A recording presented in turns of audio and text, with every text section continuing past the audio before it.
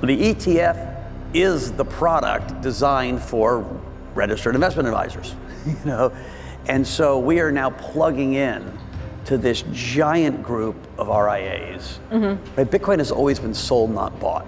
The risk around Binance, the biggest player, went from here to here, right? So now it's an exchange, it's still the largest exchange, but no one thinks, oh, it's gonna get shut down in a week. No one thinks they don't have the money. It's just an offshore player. When I look at crypto now, when I look at the whole industry, I'm like, we're gonna get regulation in the next 12 to 18 months. We're gonna have the Fed cutting rates, and we've got this new vehicle of adoption that is just getting started, right? The ETF is 2 weeks old. Welcome to our YouTube channel. Novogratz highlights that the approval of a Bitcoin ETF was not a result of a change of heart by regulators like Gary Gensler or the Biden administration. Instead, it was the courts that enforced this change, showcasing the crucial role of the judiciary in the crypto industry. This court decision has set a precedent that could lead to more favorable regulatory outcomes in the future. Another major development Novogratz touched upon is the endorsement of Bitcoin by Larry Fink, CEO of BlackRock, the world's largest asset manager. Fink's shift from skepticism to advocacy for Bitcoin is monumental. It signifies a broader acceptance and legitimization of cryptocurrency among institutional investors. Fink's orange pilling, a term used in the crypto community to describe the conversion of skeptics into believers, signals a significant shift in the narrative around Bitcoin. Please take a little time to like this video, subscribe to the channel, and turn on post notifications for more videos like this. You can also check out our other videos on cryptocurrencies and the overall digital asset space and drop your comments and observations in the comments section below. Everything you do helps with the YouTube algorithm and immensely contributes to the channel's growth. Thanks and enjoy the video. Grayscale, which was this big closed-end fund full of Bitcoin, sued the SEC and said, this is unfair, you won't let an ETF happen. And they won. The reason we have an ETF is not because Gary Gensler decided, I really love crypto now, or the Biden administration, is because they lost in the courts. We have three parts of government, and thank God for the courts in terms of the crypto industry. And so all of a sudden we're going to get an ETF. Larry Fink, one of the most influential asset managers in history, came out and said, hey, this thing called Bitcoin, I know I used to think it didn't serve a purpose, but it's pretty important. And so the fact that Larry Fink got orange-pilled, monstrously important, right? Because it represented institutional investors everywhere. There are lots of different players, but he holds a unique post as the head of the largest asset manager in the world. And all of a sudden, crypto's always been about a macro story and adoption. You could start sensing, oh, adoption is gonna come. And so people start front-running that. We also cleared up Binance, right? The biggest crypto exchange in the world is Binance. There were all this worry, is the money there, CZ settled with the government for some KYC fines, paid a huge fine, and stepped down. And so the risk around Binance, the biggest player, went from here to here, right? So now it's an exchange, it's still the largest exchange, but no one thinks, oh, it's gonna get shut down in a week. No one thinks they don't have the money. It's just an offshore player. And so we took a lot of the tail risks away and put a tailwind together. And now you got a position where, what's left to really get us going? Well, the US still is in a stalemate on regulation, but the optimism is there's 11 months left to an election. And no matter who wins, Democrats or Republicans, Gary Gensler's not gonna be the SEC chair. You are gonna get some legislation. You're gonna get movement. And when I go to DC, there is bipartisan agreement on two pieces of legislation. It's being blocked by Elizabeth Warren and Gary Gensler and a few other players. But that will change. And so when I look at crypto now, when I look at the whole industry, I'm like, we're gonna get regulation in the next 12 to 18 months. We're gonna have the Fed cutting rates, and we've got this new vehicle of adoption that is just getting started, right? The ETF is 2 weeks old. Usually ETFs get announced and they don't start trading for 6 to 7 weeks. So they give the sales forces a ton of time to be able to go make their phone calls. In this case, because of the Grayscale thing, they had 1 day. And so if you're the Invesco sales force, you haven't even started making your calls, or BlackRock, or now we've got 9 big sales forces, huge sales forces that are selling Bitcoin. And that's a big, big deal. The reality is it was always complicated to buy crypto, to buy Bitcoin, right? You had to set up a wallet, you had to set up a Coinbase account, you had to do something different than you used to do.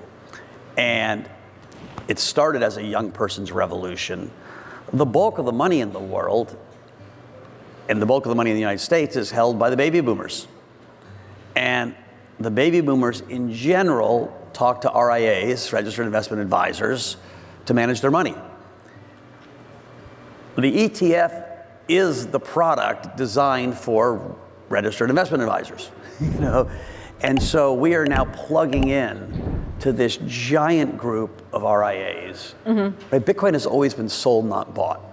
You had to tell someone the story. They call it orange pilling. I sit down with you and explain why I think it's important, right? And in the long run, the technology of Bitcoin doesn't give it its value. As wildly cool as the breakthroughs were, I could take the Bitcoin blockchain, I could fork it, which just split it in half, and call it the Novo chain, and it probably wouldn't be worth that much. Same technology, right? What gives Bitcoin its value is the social construct. I say it has value, you say it has value, therefore it has value. It's the same thing as gold. It is, it's not like gold has inherent value. It's valuable because we have a social construct around it. It's why it drives me crazy when guys like Jamie Dimon or Elizabeth Warren. I was going to ask, yeah. Well, you put Jamie Dimon and Elizabeth Warren in the same bucket these days. It's kind of funny. Says, well, I don't think it has value. I'm like, well, I don't care what you think, because I got 180 million people that think it has value, including Ray Dalio and Jeff Yass and Pete Brigger and Stan Druckenmiller. And I was like, I'd take their track records over yours, Jamie. And so you don't need the whole world to think it has value. You just need more people and more money to think it has value. And what I see is going to happen is every RIA is going to finally say, hey, you should put 1 or 2%. Like, it's like a stock allocation. And there's a huge pool of capital that hasn't even touched it yet. And so that's what you're going to see coming through the ETFs. And that's that next jolt. The ETF role is particularly crucial for registered investment advisors (RIAs) who manage the wealth of baby boomers, the demographic holding the bulk of financial assets in the US. These advisors now have a straightforward product to offer their clients, making Bitcoin more accessible to a broader audience. Novogratz predicts that as RIAs begin recommending Bitcoin allocations, we will see a substantial influx of capital into the market. Novogratz also touches on the social construct of Bitcoin's value. He argues that Bitcoin's worth is derived from collective belief and acceptance, much like gold. This social consensus is what drives Bitcoin's value, regardless of individual opinions from skeptics like Jamie Dimon or Elizabeth Warren. Novogratz emphasizes that it only takes a critical mass of people and institutions to believe in Bitcoin for its value to be sustained and grow. I think you're going to see this institutional creep. It's going to start with the RIAs. But listen, adoption always happens in a relatively similar way. You already have some early movers in the pension world, in the endowment world. Now I can say, I'm not going to get fired. It's not that complex. It's just like a stock. And you're going to see some of those guys move in. And then they're going to say, well, what's next? The Ethereum ETF is coming, so maybe I should be part of that ecosystem. Hey, once we realize, and I think one of the most important things of this ETF is there is an inevitability that crypto is going to be part of the financial landscape. We are going to get legislation done in the next 18 months. You can talk to Hakeem Jeffries, you can talk to Tom Emmer on the other side, Republican and Democrat, they will tell you we're going to get legislation done. And so once this inevitability happens, it just makes it easier for other people to invest. And we're seeing that already. We're seeing that in our asset management business, raising more capital. We're seeing that in signing up more clients to trade with us. It's not like a gold rush that everyone's running like mania like we had in 17 and 21, but it's better for the long run that we have this slow move of the herd. And so it would be surprising to me if the crypto business wasn't a lot bigger in 2 years than it was today. Listen, Grayscale had a product that allowed people access. It was shocking to me that the SEC, who cared about the consumer, allowed that product through, because it was broadly a closed-end fund with no way of closing the discount, with very high fees. So consumers at times bought at a premium to the underlying. That went to a giant discount. And it was a terrible consumer retail product.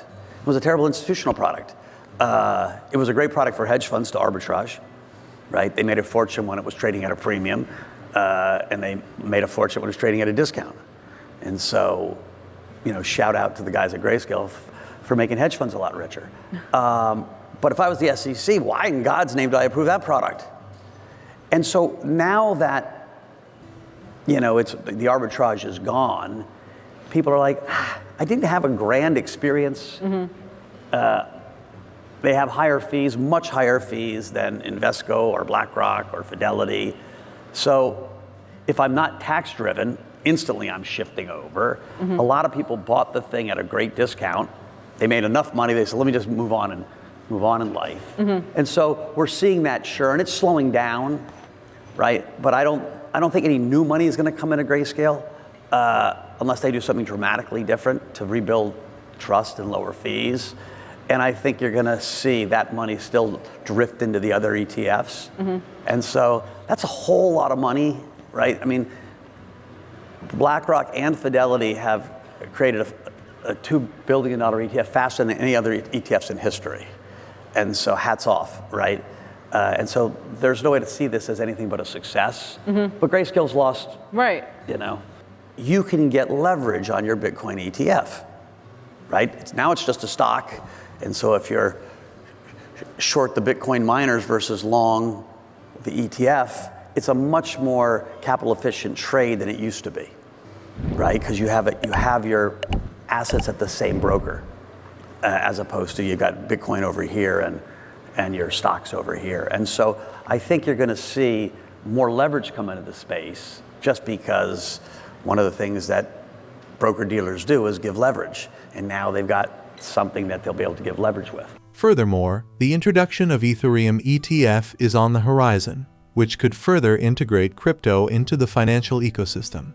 Novogratz believes that as regulatory clarity improves and the inevitability of crypto's role in finance becomes apparent, more institutional investors will enter the market.